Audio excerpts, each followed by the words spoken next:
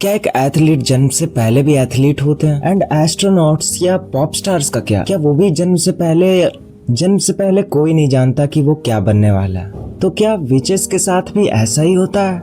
करीब 7 साल की बच्ची बर्तन में कुछ पानी लेकर तालाब की ओर जा रही थी। तालाब में पानी गिराया, अपने कपड़ों को धोआ और वहां से चली गई।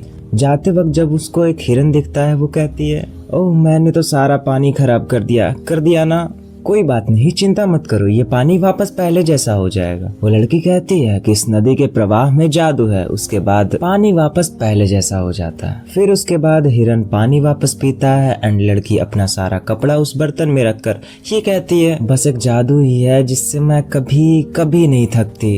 ये सच में बहुत अमेजिंग है और हम जिस दुनिया में हैं, ये दुनिया काफी मैजिकों से घिरा हुआ है। हमारी जिंदगी एक तरह से मैजिक पर ही टिकी हुई है, बट मुझे कुछ नहीं पता ये मैजिक काम कैसे कर रही होती है। हमारी चुलबुली बच्ची समझ जाती है कि अच्छा यही वो औरतें हैं जो मतलब पेगासस कैरेज से आई हैं। और ये जनाब कहते हैं कि नहीं, मैं इन लड़कियों के साथ नहीं हूँ, I am not coming from Pegasus carriage. तो उस लड़की की माँ उसको बुलाती है कि कोको आओ थोड़ा मदद कर दो इधर, क्योंकि काफी सारे कस्टमर्स आ चुके हैं। आसपास का एनवायरनमेंट देखकर ऐसा ही लगता है उसकी माँ और वो कुछ कपड़े का काम करते हैं एंड यहाँ पर काफी सारे लोग कपड़े खरीदने, बनवाने भी आए हुए हैं, सिलाने भी आए हुए हैं। फिर कोको की माँ पूछती है उस लड़के से कि क्या आपको कुछ चाहिए, मैं यहाँ पर मदद कर सकूं?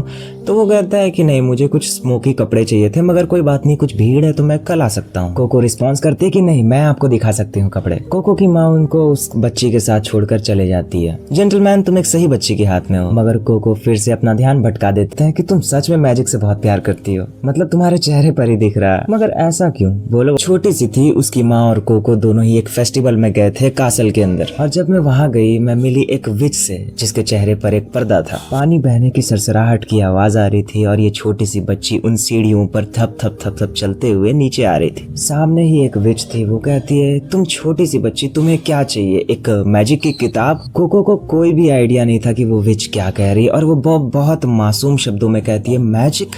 मुझे तो बस पिक्चर बुक के बारे में पता है, ये मैजिक की किताब खरीद लाई। कितनी मासूम है कोको। हाँ, मैं जा रही थी, मैंने उस तितली को फॉलो किया ना, और वो तितली के पास से मैं एक ऐसी जगह चली गई जहाँ पर जादू था। मुझे एक आदमी दिखा जिसने टोपी पहनी हुई थी। उसकी माँ कहती है, अच्छा जब तुम तैयार हो जाओ मुझे बताना, हम यहाँ से जाने वाले हैं। कोको अपनी ही मस्ती में मगन थी। अच्छा, मुझे एक मैजिक बुक भी मिल गया, उसके साथ एक वॉन्ड भी मिल गया, अब मेरे पास जादू है। कोको ऐसे रिएक्ट कर रही थी मानो उसे दुनिया की सारी खुशियां मिल गई हो। कोको की माँ प्यारी सी मुस्कान देकर कहती है कि कोको, अब हमें घर जाने में देरी हो रही है, तो अभी हम चलना चाहिए। कोको अपने सर पर रखती है किताब और नाचने लगती है। फिर कहती है, माँ जब मैं बड़ी हो जाऊंगी मैं एक विच बनूंगी और मैं इस दुनिया को इतने रंगीन रंगों में भर दूंगी, बस आप देखते रहना। फिर उसकी माँ कहती है, नहीं तुम ऐसा नहीं कर सकती। अब मगर ऐसा क्यों? ओह कोको, तुम एकदम से डिसाइड नहीं कर सकती कि तुम विच बनना चाहती है जिसके साथ तुम्हें जन्म लेना होता है। और मैजिक ये कुछ ऐसा नहीं है जो साधारण लोगों के पास हो, तो नहीं हो सकता। मेरे कुहारे में उसके कदम पर जादू नहीं हो रहा था, रोशनी नहीं आ रही थी, और तब से मैं मैजिक यूज करना चाहती हूँ, एक विच बनना चाहती हूँ। तो फिर जेंटलमैन कहता है कि अच्छा, मुझे और भी सुनने का मन कर रहा है, और बताओ। एंड पीछे से कुछ आवाज आती है जैसे कि मानो बहुत बड़ा घर टूट गया हो या फिर कुछ टूटा था। घर के अंदर के सारे लोग चौंक जाते हैं कि क्या हुआ, कुछ आवाज आई थी। कोको दौड़कर बाहर की ओर भाग जाती है। ऑफ कोर्स बच्चे सबसे ज्यादा क्यूरियस होते हैं क्या हुआ है देखने के लिए। और कोको जैसे ही दरवाजा खोलती है, हमें दिखता है पेगासस कैरेज, जिससे घोड़े तो अलग हो चुके हैं मगर वो पूरा बगी टूट चुका है। उसके चक्के जो है वो अचानक से खुद से ही गिर गया, हमने कुछ किया ही नहीं। फिर वो सामने वाला लड़का बोलता है, नहीं तुमने यहाँ पर कुछ किया, इसी कारण से ये गिरा है, और तुम झूठ मत बोलो, तुम ही इसके नीचे गए थे और इसी कारण से वो टूट गया, और तुम ध्यान से नीचे नहीं गए थे, इस वजह से वहां से तुम्हारा सर टकराया और उसके वजह से पूरा का पूरा पेगासस कैरेज अलग हो चुका है, डिसमेंटल हो गया। और फिर कोको के घर में जो लोग आए थे कपड़े से सामान कपड़ा कटवाने के लिए और कुछ सामान बनवाने के लिए, वो लोग कहते क्या तुमने क्या कर दिया, पूरा पेगासस कैरेज तोड़ दिया तुमने मेरा। फिर कोको की माँ कहती है कि हम सबसे माफी मांगते हैं, लेकिन वो लेडीज कहती है कि अच्छा, तो इससे मेरा पेगासस कैरेज ठीक हो जाएगा क्या? मुझे पेगासस कैरेज सही सलामत चाहिए, वरना मैं घर कैसे जाऊंगी? कोको की माँ कहती है कि इसमें हम क्या आपसे आपकी मदद कर सकते हैं। पर उसी ऐन मौके पर हमारे जेंटलमैन वहां पर प्रस्तुत हो जाते हैं और एकदम बारीकी से बगी को देखने के बाद, पेगासस कैरेज को देखने के बाद ये कहते हैं कि शायद मैं आपकी कुछ मदद कर सकता हूँ यहाँ पर। ओह, मैंने बारीकी से तो देखा और मुझे नहीं लगता यहाँ पर कुछ सीरियस डैमेज भी है और मैं इसे ठीक कर दूंगा। फिर वो लेडीज कहती है कि तुम हो कौन यहाँ पर। जेंटलमैन कहते हैं कि अच्छा मुझे माफ करिएगा, मैं आपको दिखा नहीं पाया। अपना हैट निकालते हैं, अपने सर पर एक टोपी को बहुत ज्यादा फैसिनेट हो जाती है उस टोपी को इस व्यक्ति के सर पर देखते हुए। फिर हमारा जेंटलमैन कहता है क्विफरी द विच आपके लिए प्रस्तुत है मैडम। बंदे का नाम क्विफरी है तो जेंटलमैन से अब हम क्विफरी बुलाएंगे। फिर जिनका ये पेगासस कैरेज था वो तीनों लड़कियां देखती, ओह ये तो एक विच लग रहा है, तुम क्या ठीक कर सकते हो मेरे पेगासस कैरेज को? हाँ मैं कर सकता हूँ ठीक। फिर पीछे से कुछ लोग कहते हैं कि अरे आप तो बस एकदम जिंदगी बचाने वाले व्यक्ति है। फिर क्विफरी कहता है कि नहीं नहीं वैसा कुछ नहीं है, बस मुझे एक थोड़ा सा स्पेल अप्लाई करना पड़ेगा, उस थोड़ा कुछ एड़ा टेढ़ा काम है तो मैं करता हूँ, उसके बाद ये सब कुछ ठीक हो जाने वाला है। वो सब तो ठीक है, मैं खुशी से आपकी मदद तो कर दूं, मगर मुझे कुछ ऐसा इन्वायरमेंट चाहिए जहाँ पर पूरा दरवाजा बंद हो, मुझे एक अच्छी जगह चाहिए। फिर कोको दौड़ के आती है कि हाँ आप मेरे यहाँ कर सकते हैं, मेरे यहाँ कमरा एकदम खाली है। मतलब वो बहुत ज्यादा फैसिनेट थी about the magic and the witches. फिर कोको की माँ पीछे से कहती है कि कोको तुम ये क्या कह रही हो? फिर कोको कहती है कि माँ हमने इनका काम बिगाड़ा है तो हमें इतना तो करना चाहिए ना माँ, करना चाहिए ना माँ। फिर कोको अपने पैर की तरफ देखते हुए कहती है कि इसी मोमेंट का तो इसी पल का तो मैं बेसब्री से इंतजार कर रही हूँ और मेरे सामने एक विच खड़ा है और शायद ये वही मौका हो सकता है जब मुझे थोड़ा सा नीचे से सोचती है झांकू मैं क्या अंदर, खुद से ही अपना मुंह फेर लेते कि नहीं मुझे नहीं देखना चाहिए, देखने से मना किया गया। फिर सोचती कि नहीं ये इकलौता मौका है, मेरे को ऐसा दोबारा मौका नहीं मिलने वाला, मैं सच में देखना चाहती हूँ, नहीं मुझे नहीं देखना चाहिए, मैं सच में देखना चाहती हूँ। फिर वो लड़की थोड़ा कंफ्यूज हो जाती है, फिर वो अपने आँख एकदम दीवार के पास लाती है और फिर अंदर देखती है क्या हो रहा है अंदर। उसको देखते ही कोको के आंखों में चमक आ जाता है और वो देखती क्या ये विच यहाँ पर बस एक ड्राइंग बना रहे हैं। कोको अपने आंखों से देख रही थी कि मैजिक नहीं हो रहा है यहाँ पर, ये क्विफरी जो एक विच है जो यहाँ पर बस ड्राइंग कर रहे हैं विच, मतलब ये ड्राइंग मैजिक है और वो भी बस एक कलम के साथ। मुझे भी किताब के साथ एक कलम भी मिला था मैजिक को परफॉर्म करने के लिए। तो क्या सच में विचेस कास्ट नहीं कर सकते हैं स्पेल्स? वो लोग बस कलम से ड्रॉ करते हैं। मैजिक पूरा होते ही क्विफरी बुलाते हैं, कोको हो गया कंप्लीट, तुम आ सकती हो। कोको नहीं हो यहाँ पर। वो दरवाजा खोलते हैं एंड कोको वहाँ पर आफते हुए रहती है। फिर हम देखते हैं पेगासस कैरेज हवा में उड़ रहा होता है एकदम लहरता हुआ। कोको और उनकी माँ देख रहे होते हैं, कोको की माँ हाथ हिलाकर बाय बाय कर रही होती है। उसके बाद कोको की माँ कहती है तुम्हें पता है मैं सच में एक पल के लिए चिंताओं में आ गई थी कि क्या करूंगी अब। तुम्हें बचपन से मैजिक बहुत पसंद था और मुझे तो लगा कि आज तो तुम शायद उस विच के साथ क्विफरी के साथ शायद जा ही सकती हो, मैजिक तुम्हें पसंद ही है ना कोको?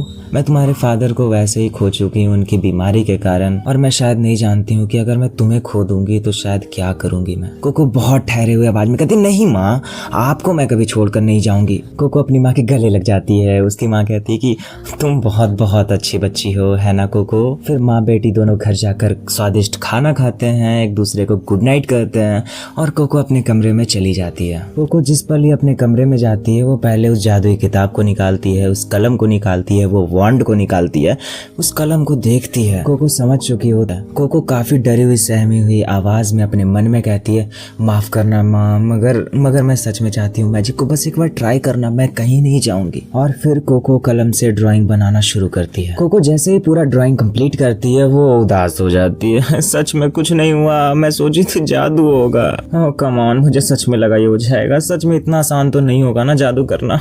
एंड फिर वो पल आता है कोको के कलम से एक बूंद स्याही गिरती है और वो जो पूरा चक्र होता है उसका आखिरी बूंद बनता है, चक्र कंप्लीट होता है। आखिरी बार और हम ट्राई करते हैं कैसे होता है। फिर कोको पैटर्न बनाती है फिर आगे जाता है। अच्छा नहीं और फिर कोको काफी सारी बार ट्राई करते रहती है। उसके बाद हमें सीन दिखाया जाता है क्विफरी के साथ। क्विफरी सो रहा होता है, कुछ सोच रहा होता है, सामने आग जल रहा था, पूरा जंगल में था क्विफरी उसी चीज के बारे में सोच रहा है। कोको को वो किताब मिली थी, वो किताब तो क्या वो जादुई किताब थी? क्विफरी तुरंत अलर्ट हो जाता है उसी वक्त। एंड फिर हम लोग को पता चलता है कि भाई कोको ने पूरी रात मतलब बस इतना सारा पेंटिंग बनाकर रख दिया और अलग अलग चीज जो है वो सही से गोल बना हुआ नहीं होता है, सर्कल वो थोड़े कमजोर होते हैं एंड जबकि पूरे राउंड सर्कल होते हैं उनका ही अलग मजा है। मजा बोल रहा हूँ, कमेंट सेक्शन में कोई मजाक नहीं उड़ाएगा। और फिर कोको सोच रही होती कि अच्छा तो मैं परफेक्ट कैसे बनाऊं, मतलब जो एग्जैक्ट बना हुआ है वो तो बनाना मुश्किल है।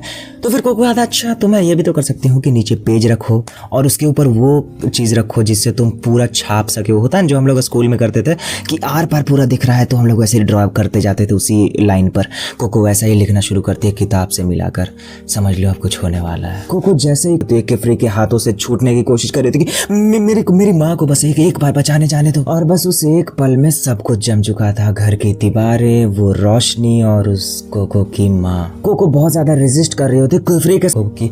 ऑफ कोर्स तुमने जानबूझकर तो नहीं किया, और इसी वजह से शायद मैजिक को इतना ज्यादा प्रिजर्व करके छुपा कर रखा जाता है, क्योंकि बस एक कलम से, एक स्याही से और एक ड्राइंग से तुम कुछ क्या बना सकते हो जो पूरी दुनिया की रुखबत बदल सकता है। और मैजिक को भी हम इसीलिए छुपाते हैं क्योंकि ऐसी ट्रेजेडीज ना हो, और क्योंकि जब तुम जान गई हो ये मैजिक होता कैसे है, मुझे तुम्हारी मेमोरीज मिटानी होगी, पूरी यादें। कोको रोते हुए चीखते हुए कहते हैं कि नहीं प्लीज ऐसा मत करो। एंड फिर कोको रोते हुए कहते हैं कि अगर मैं ये सब कुछ भूल गई, मैं अपनी माँ को नहीं बचा पाऊंगी, नहीं प्लीज ऐसा मत करो। कोको ये भी कहती है कि हाँ मुझे याद है मैं किस तरीके से कास्ट स्पेल करी थी, मैं शायद उस किताब के बारे में भी जानती हूँ, मैं शायद अपनी माँ को वापस ला सकती हूँ, तो प्लीज मेरी मेमोरीज को इरेज मत करो तुम। एंड फिर कोई फ्री ये भी सोचता है कि हाँ जिसने इसे ये किताब दिया उसके पास भी मेरे को पहुंचना है कि ये किताब आया कहाँ से, ऐसा दे कौन रहा है। तो इन सब चीज़ों का नॉलेज लेने के लिए कोई फ्री डिसाइड करता है कि वो कोको की मदद करेगा। वो उसकी मेमोरीज को नहीं इरेज करता है और ये भी पूछता है कि तुम्हें किताब के बारे में याद है, तुमने कहाँ से लिया था, किताब कैसा था, सब कुछ। तो कोको बोलती कि हाँ मुझे तो याद है सब कुछ उसके बारे में। कोको बहुत ही रोते हुए कहती है कि शायद वो एक चांस हो, तुम्हें कुछ पता है, शायद तुम कुछ कर सको इसके बारे में। मेरे को सच में याद है उस किताब के बारे में, वो बात बार बार रिपीट कर रही होती है। फिर कोको उसके बाद क्विफरी कहता है कि हाँ मैं शायद कुछ कर सकूं। कोको क्विफरी के कंधे को जोर से पकड़ी हुई रहती है और प्लीज कहती है, एकदम मतलब दिल से बात कर रही होती कि प्लीज ऐसा मत करो और ये सब रोक दो, प्लीज मेरी माँ को वापस लाने में मदद करो। फिर कोको क्विफरी ये कहता है कि क्या तुम सच में ऐसा करोगे, मेरे सीक्रेट को सीक्रेट रखोगे जादू के बारे में, तो तुम भी उसके बारे में भी बता सकते हो। Thank you for this opportunity कि मैं तुम्हारा 20-25 मिनट ले my videos by doing a like button to it. Bye, Radhe Radhe.